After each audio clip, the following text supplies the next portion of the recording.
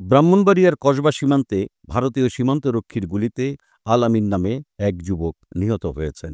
শুক্রবার সন্ধ্যা 7:30টার দিকে উপজেলার বায়েক ইউনিয়নের পুটিয়া সীমান্তে এ ঘটনা ঘটে।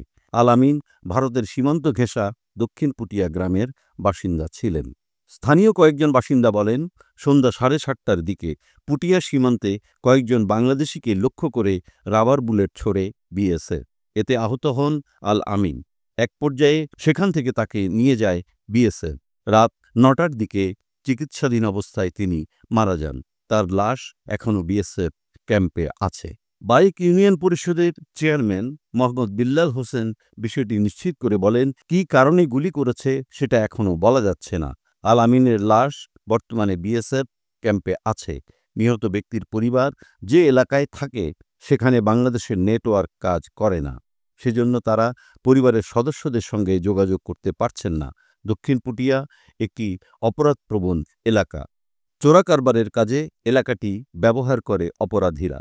আল আমিন চিনি চোরাকারবারের সঙ্গে জড়িত ছিলেন বলে তিনি জানতে পেরেছেন।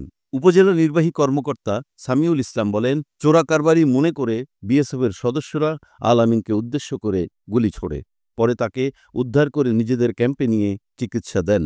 রাতে সেখানে তার মৃত্যু হয়েছে বলে তিনি জানতে পেরেছেন। বর্ডার গার্ড বাংলাদেশের মাধ্যমে বিএসএফের সঙ্গে আলোচনা হয়েছে। শনিবার এ বিষয়ে বিজিবি ও বিএসএফের মধ্যে পতাকা বৈঠক হওয়ার কথা। পতাকা বৈঠকে আল আমিনের মরদেহ ফেরত দেওয়ার কথা আছে।